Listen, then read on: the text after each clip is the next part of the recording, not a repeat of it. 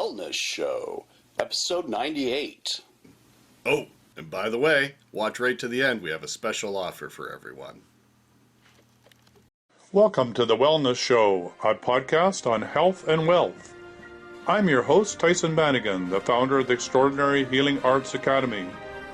Join me as we get the latest insight, tips, and strategies from wellness providers, coaches, and successful, heart-centered entrepreneurs, and much, much more.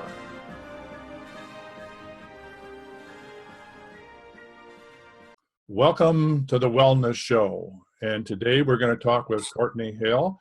We're going to talk about art, consciousness, becoming centered, the rise of the divine feminine, and who knows what else is going to come up. But this is going to be an exciting conversation. As you can see behind her, she's an artist, and a lot of ways she sees the world and helps communicate who she is. Her passion of the world is through her art. But she has an interesting background. So Courtni, one of the things that you were telling me about is your spiritual path, that it's from a traditional First Nations perspective. So could you tell us a bit of how did that happen in your life? Well, I spent a long time in my childhood with my grandmother, who is Native American, and I heard the standard Native American stories. And she talked to me about our family and how things used to be. So I was always interested in Native American spirituality and culture. But growing up on the East Coast, I didn't get much of it. I was always sensitive, and I always had strange dreams. But it all kind of came to a screeching pitch once I became a mother.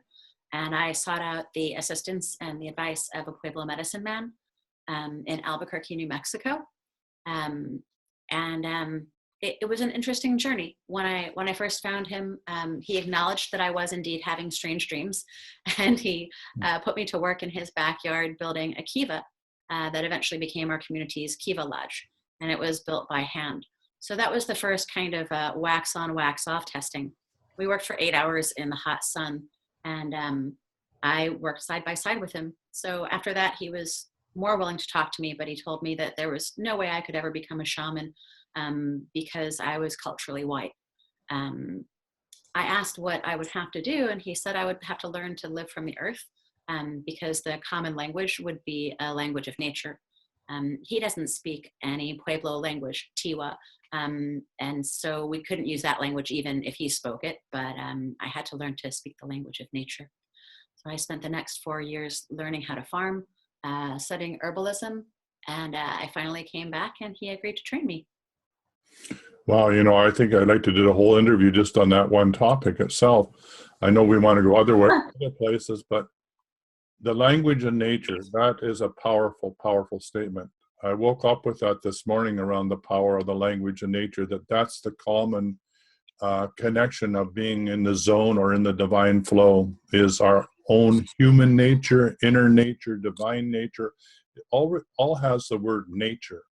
So unless we're connected truly to nature, then we can't possibly be in our divinity or in our flow, or however you want to describe it.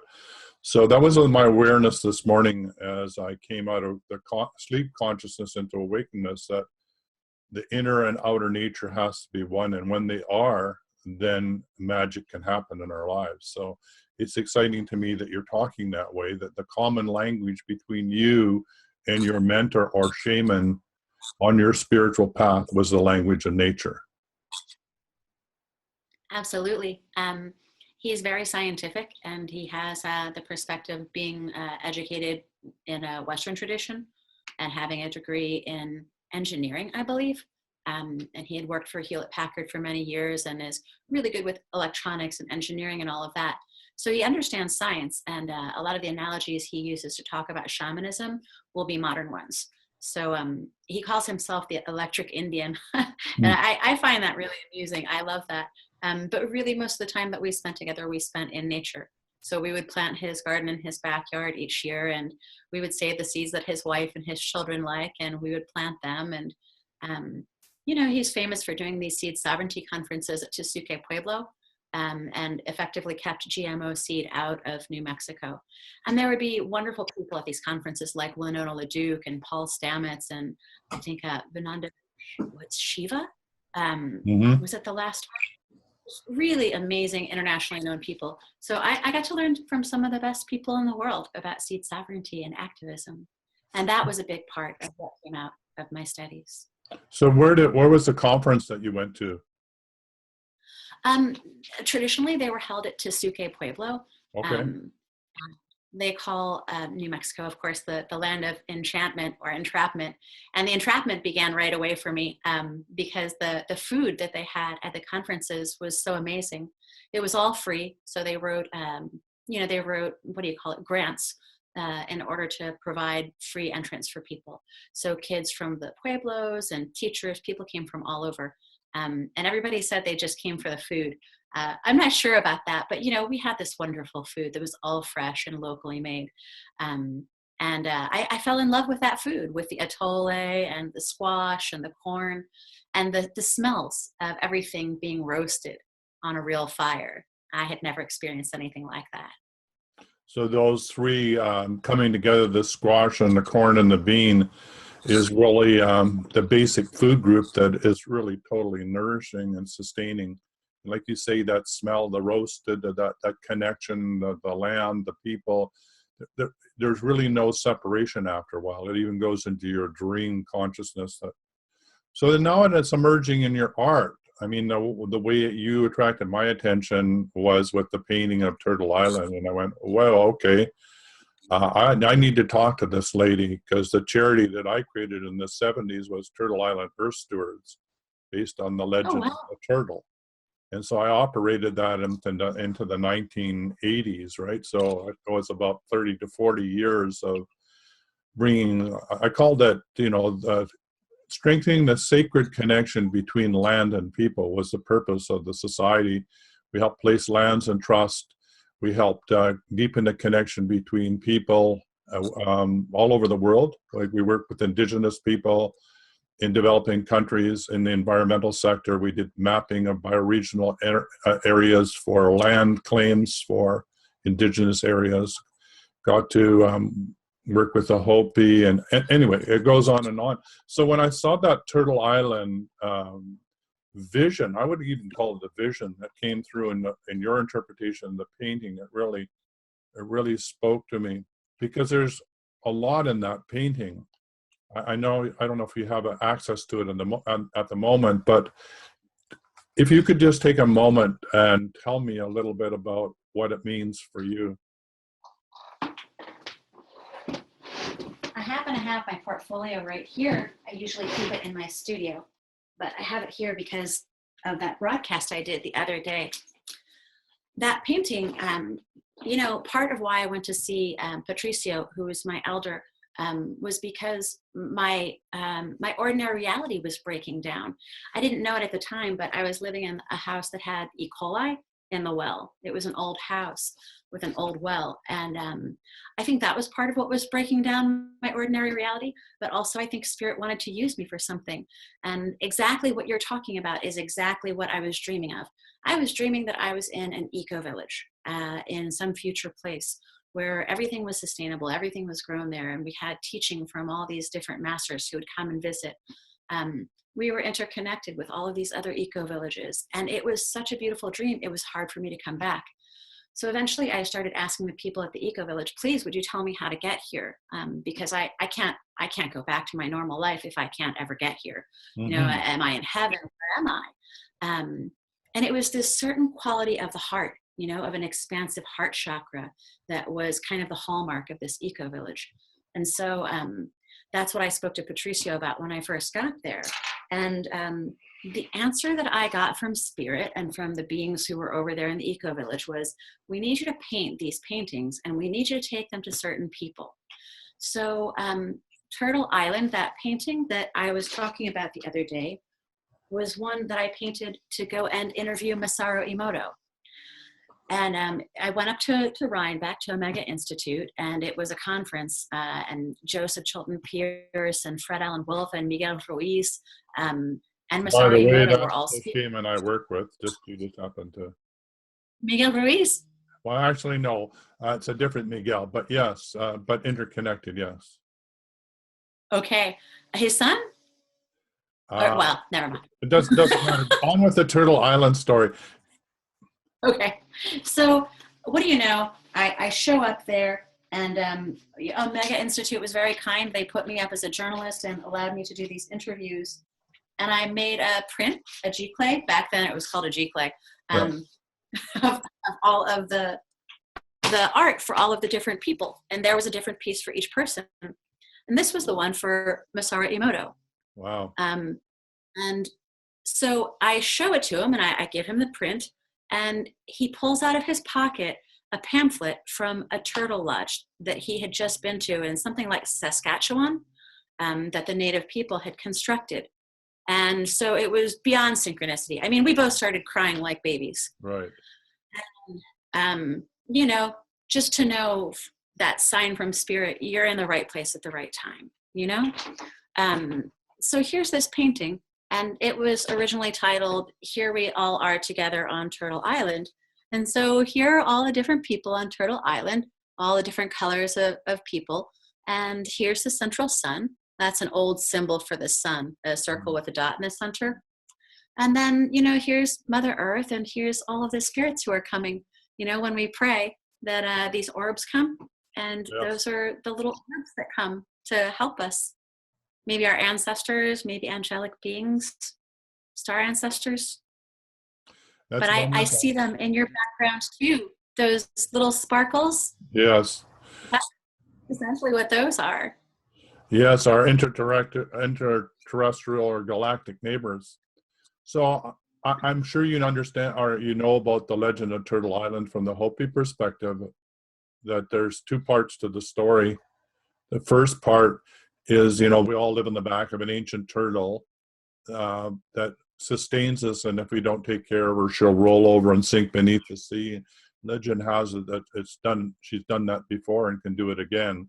So that's Lemuria and Atlantis. So we're all earth stewards on the back of this turtle. And then the second part of the story goes on from the Hopi is that there will come a time when the four races of humanity will come together as a rainbow tribe on the back of the turtle, and that we'll have peace in the land. This is the time, that is the time now. That's the legend, part of the legend that we're living. So your whole desire for community and bringing people together is part of that desire to manifest that as part of the rainbow tribe into the physical. So that's the second part of the legend, which why inspired me in the 70s and why I was led to do the work that I've been doing on the planet. So when I saw the clue, the synchronicity of you with the painting, I said, I got to talk to this lady. So there you are. Wonderful. I didn't know, I had heard other versions of the Turtle Island story with the muskrat bringing the earth up during the deluge. I guess that's an Eastern story maybe, or Algonquin. And then the second part of your story is fascinating, the Hopi version, with the rainbow people all coming together. Because look, here's the rainbow people on the turtle. Yes, exactly. And they're all coming together around the circle with the I had no idea. I had never heard that. Right. That's amazing. Yeah, I was fortunate to work with a Hopi spokesperson. His name was John Kimmy. He recently passed on. I'm about to put his story of Coyote. He tells the story of Coyote, and I think it's an 8 CD of his story that he wrote, talking about the legends and the storytelling, which is the way that you said that you learned as well. And he was helped Hopi take the message to the United Nations, you know, that this is the time that, in according to prophecy, when we have to make this huge turnaround. And it was him during a sweat lodge that I said, you know, I have this vision, this story of Turtle Island.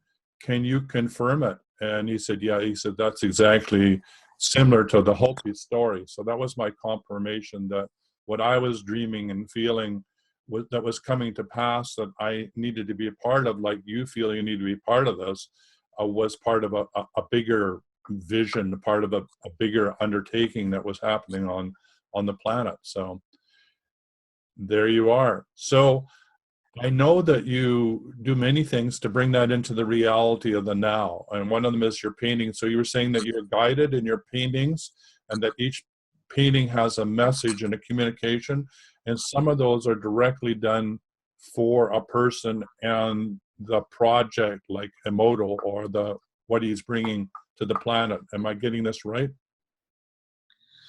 That's correct. For a long time, the only reason I would paint would be as like a vision quest, as a prayer, as a prayer, because sometimes, you know, the intellect, what we think is our brain, gets in the way. You know, you get an answer and it's very pure, and then it starts to get, you know, contorted by the brain.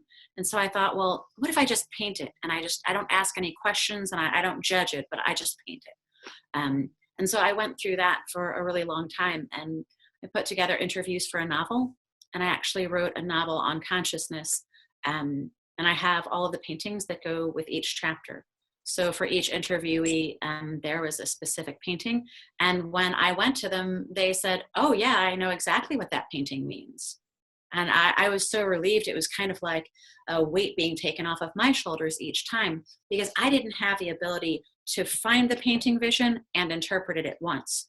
So it's like, you know, when you have a dream that's really powerful, you almost have to talk to someone else. My elder says interpreting a dream is like tying a shoe. You need two hands to do it. You need two people, really. Because as soon as you say the dream to someone else, then it often becomes evident what it is, or they might have the answer or a key. So I would take the dream visions to different people, and they would help me to understand. And oftentimes they were just fabulously generous with their time. I got to spend a whole day with Miguel Ruiz and his son, Jose, after Jose had just come up from DF, from Mexico City. And so I got to speak Spanish with him before his English got really good. And we just spent a whole day together. And I had always dreamed that there were these magical beings. I've always seen the world in a different way. And I've always felt very lonely and isolated because I grew up in a family of kind of socialites and people who expected me to grow up and be a lawyer, because that's what you do if you can, right? Right. And that's good. I mean, I respect that. And I got a formal education, and that's good. But I had always dreamt that there were these magical beings who saw the world in a different way. And to be steeped in the energy of Ruiz and his son for a whole day was like a cosmic journey to Happy Land. There's nothing like that. Well, you are one of those magical beings that are showing up. And obviously you're here to help others show up and be magical beings as well. And of course, the next big step is have the planet show up full of magical beings. So these then become almost like your calling card to allow you to speak to really important people in your life or on the planet that bringing about changes in consciousness and allow you to have an opportunity. Now, when you interview them, do you film it or do you record it, or is it just impromptu and something that you get to write about afterwards, or how does that work? Well, that novel, I've already published. It's all set, and it was done back in a time where I didn't really even have a digital recorder. Right. They existed, but I didn't have one. Right. So I used my brain as a digital recorder, and I just prayed that I would remember what I needed to remember, and I would jot down some notes, but a lot of the people really frowned on that. You know, they all said to me, you know, you're going to remember what you're going to remember, and you go and you write it down. And I did. Yeah, isn't that true? I mean, so, isn't that really true? Is that our human mind conscious wants to capture everything, and I'm addicted that way to put it into pen and paper and write notes. But in actual fact, the remembrance is, you know, through the guidance is when you're still, what you need to know or remember is right there. Like we are the paper and the pen, and everything is inside of us, and it's all computed in a way in which it is revealed to us in exactly the moment that we need it. And to worry about it is really getting in the way of that divine process. So that's another lesson I'm learning, to let go of the addiction of the pen and the paper, which is what you just described and what the indigenous people have always said. Really is the learning is in the story. It's the storytelling that conveys the message, right? And it's the motion and it's the connection through time and space in the motion, not so necessarily even the words. It's the connection through the lineage. Exciting. So how do you bring this conscious raising this in the work that you do with other people? How do you bring your shamanism into the present? Well, after 10 years of studying and pretty rigorous tutelage under a traditional medicine man, I was allowed to begin to pour sweat lodge um, and administer plant medicine in a very limited kind of way. It's not our front line of defense. When people come to us and they're having issues, the last thing we do is administer plant medicine. But rather we use a lot of drumming, we use sweat lodge, we talk to people about nutrition. And my favorite teaching from my elder is that of the human. And he always talks about that. He says, this big mystical answer that everyone's looking for is right in front of our faces, like everything else. How can people miss it? Hugh, man. Hugh is light, right? And man is our organic being, our animal body. And both are exquisite. Both are very sophisticated. And the blending, the dance of those two, mother and father together, is amazing. That we can be matter and light at the same time is one of the great gifts of the universe, right?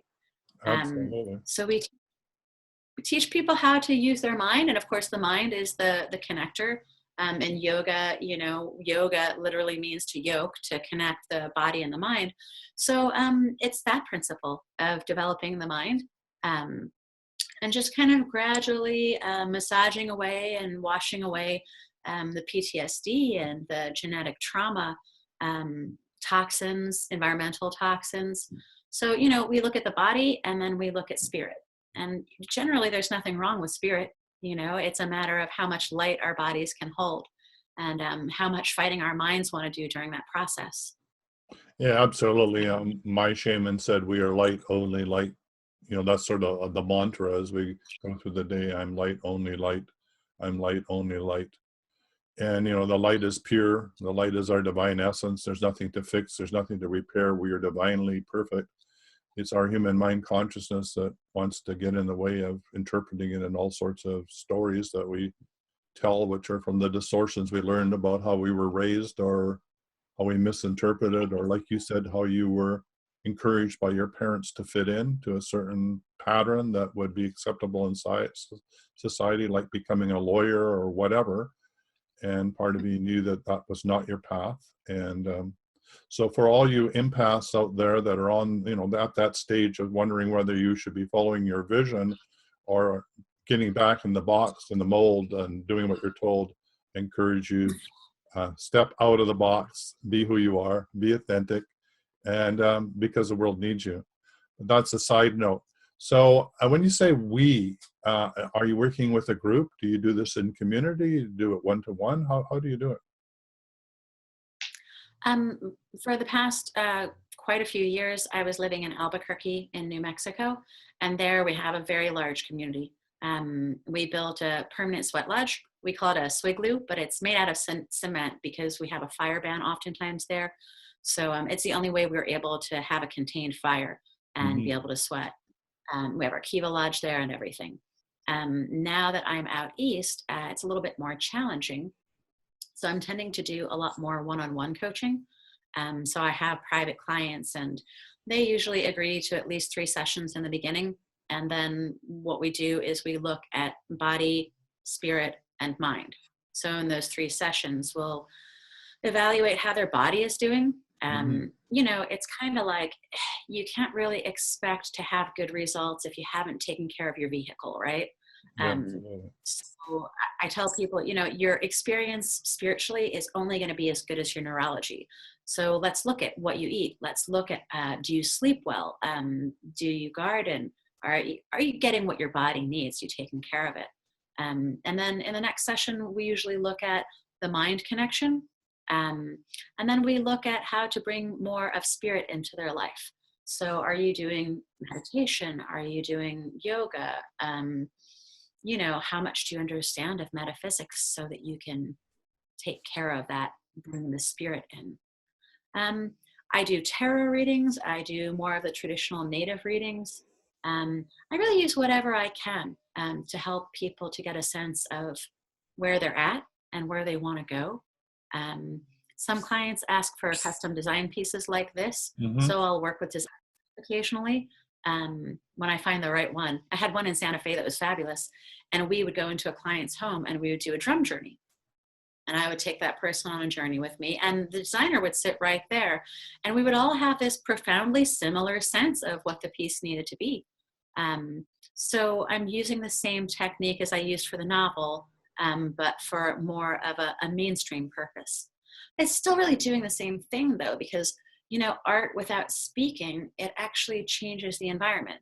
Like, I love this painting. I made it for myself. Mm-hmm. I've never made a painting for myself. And I said, all right, I want something to help me to dream, you know? So I made this maiden laying on the beach looking at the night sky, and you can see the Pleiades. Oh, It's a neat. repeating stamp of the Right. Pleiades. Love it. So that's for me, and I sit at my desk and it helps me, but it changes the entire energy of the room without having to say or do anything. So that's an interesting concept, because in another interview or another situation, I can't even remember what it was, it came up about learning that the dream can be in the conscious state, that there really is no separation between the dream state and the conscious state.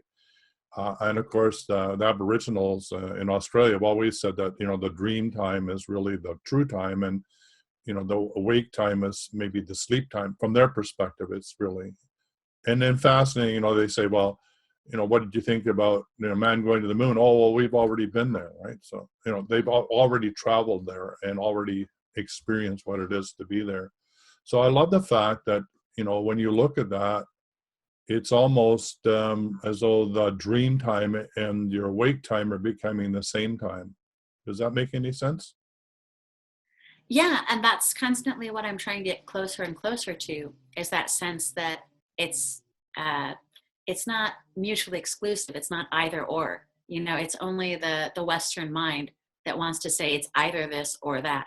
No, it's this and also. You know, we're in the dream time all the time. Mm-hmm.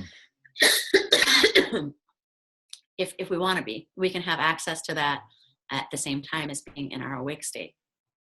You know, I just had a flash, and that was, you know, the illusion that we most live in, or lots of us live in, because we're in our human mind consciousness, you know, with the stories in our head and what we need to do and stress and duress or whatever, is really I wouldn't necessarily say it, well, it's like a dream, like a matrix, but it's more like a nightmare. But it's a reality, a fabrication we've created.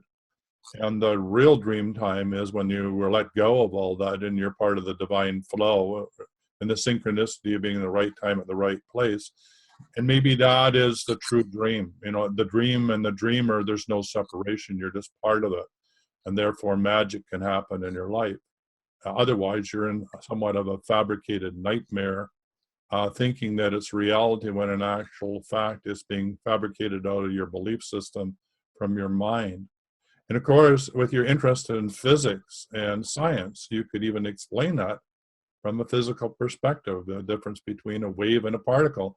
Not that I'm asking you to do that, but that interesting connection where spirituality and science are now starting to dance together in a new union. We're almost speaking the same language. And even, you know, the ancient mysteries of the indigenous people like your path and, you know, ancient wisdom and modern science are coming together so that there is no time. So I find that fascinating as well. And you're the bridge person with your feet in all those worlds, bringing it together on the back of this giant turtle. So how do people get hold of you and get to work with you? And where are you located, by the way? And the third question is, I know I there's three questions here, but I gotta ask you, how do you, if you're not in Albuquerque, how do you bring the wisdom that's in the land? How do you carry that with you? Like, do you sort of put it in your medicine bag and bring it with you? Because that's part of your divinity. It's part of your connection to your land. It's part of your lineage. It's part of your teaching. It's part of who you are. Or do you just put it in a painting and bring it with you? I'm just curious, because you and the land are so much one. How do you deal with that? Um, Essentially, every particle of my body is made up of the sacred lands that I've been in. I was there for more than 7 years, and so I am a piece of New Mexico dancing around out here. Yes, I have a lot of paintings with me.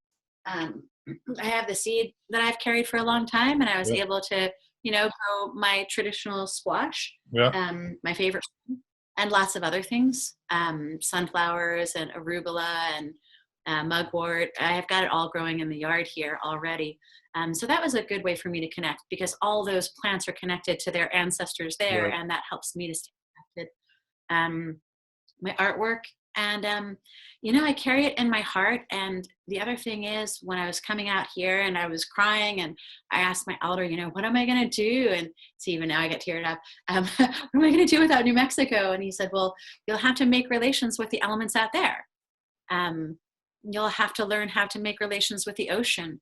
You'll have to sing her a song, and you'll have to sing songs, and you'll have to make prayers, and you'll have to find whatever Indians are left out there, find the Lenape, and see if they still have any seeds left, and see if they still have any songs left, and support them and love them, honor them, and tell them that we love them too. And, that was a really powerful message. So I lay down prayers before I eat anything, and I set aside my little pieces of food, and I pray to the spirits of the land, and that they kept it in such a good way. I mean, oh, it's beautiful here. And the way it was before anyone got here was magnificent. So anyway, got that going for me. And I take people on sacred tours. I took a group of students out this summer. I have shamanic apprentices, and we have a women's group. And we went out to Albuquerque, and we went up to Taos, and we went down to Truth or Consequences. And I showed them the sacred sites. We stayed in Chaco for a couple of days, and that really helped me to connect. I'd like to do that again this summer. Maybe we can put together a magical mystery tour. That would be fun. Yeah, But that's very much what my passion is. I'm off to work with my shaman in the Mayan lands, leaving in February. So, that sacred journey of doing ceremony, at the sacred sites and speaking to the land is part of who I am. I have to go back to reconnect to those roots. For me, it gives me the sustenance and connection to live in the north. Although I was born here, I love it. But there's something that I get from that deep connection to the cultural roots that speak to me. So where's your base now, Courtney? Where do you work out of? Lewis, Delaware. I'm at the beach. I'm on a tiny little peninsula. They call it the Delmarva Peninsula. It's a little banana that hangs out in the middle of the bay, the river, and the ocean. And so southern Delaware along the coast. Southern Delaware. So I think that's important for people to understand where you are, that it's not anywhere like where you started from or where your spiritual roots are. So it's quite a challenge to realize that you're carrying a medicine bundle from one place to another and allowing that connection to happen. So what are some of the connections that you've found in the plant medicine and the honoring of the indigenous people of where you are now? How has that been going? Are you starting to find those connections and feeling at home wherever you are on the planet? I think I'll never feel completely at home anywhere except for the mountains of New Mexico. Mm-hmm. In my heart, I'm always there when I go to pray. I'm always sitting in a kiva when I go to pray or I journey. I always visualize myself there, and that's my point of departure. I honor spirit at all times. I honor, no matter how strange or how difficult a situation is. I mean, I was literally picked up by the hand of God, goddess, and dumped here in a matter of 2 weeks. I went from thinking that I would live in Albuquerque for the rest of my life to literally standing here in this house with all of the furniture in here. It was a very strange experience, and definitely divinely ordained. So I'm here for a reason, and I really honor that.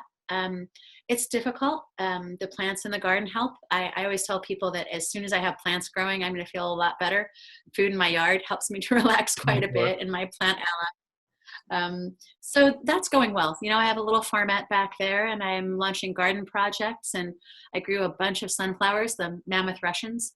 helped women to make staffs out of them. Like I guided them through the seed cycle, and we took down the stalks and polished them and made staffs for the women. And that was wonderful. And to see that people who had never experienced anything like the type of shamanism and culture that I came from are able to understand it, that's really powerful. So I'm honored, and I'm really grateful. I think to most people out here, it's going to continue to be kind of anathema. It's such a completely different way of thinking. But that's why I went into the private coaching, because that's what the folks out here are used to. They have unlimited money, a lot of the folks who live here, so they have no problem with buying sessions. And they like that. That's something, it's like buying a massage or buying a Reiki session. Like going to a spa. And so they come to the shamanic spa, and they get a reading and energy work and guidance. And they call me a lot for advice when they're having a hard day. And that's more the modality that they're used to operating in. So I'm having to bridge that gap between me and them. And I pray for the eco village every day of my life. So how do people get hold of your energy medicine, your energy spa? How do people find you? You can contact me through my website. It's CourtniHale.com, but I'm CourtniHale. You'll find my artwork there and prints, and you can also find a way to contact me, so that if you're looking for those little spa treatments, then you can find that. And on Facebook, I'm definitely on Facebook, Courtney Hale Art. And then there's my regular. It was a pleasure talking to you, and I'm going to have you back on the show, and we're going to talk about community and that desire that is burning in your heart. So thanks for being on the show. Thanks for having me. It's a pleasure. Bye for now. Bye for now. For quality online wellness products, courses, and services, visit our sponsors, thewellnessstore.ca. and the Extraordinary Healing Arts Academy located at thewellnessacademy.ca. To stay in touch, visit us at thewellnessshow.ca. And until next time, be healthy, wealthy, and wise.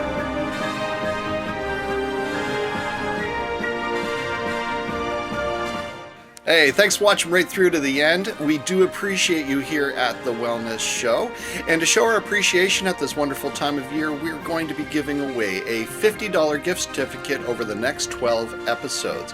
And at the end of the 12 episodes, we'll be giving a $500 grand prize gift certificate that you can spend at either the Wellness Store or the Extraordinary Healing Arts Academy.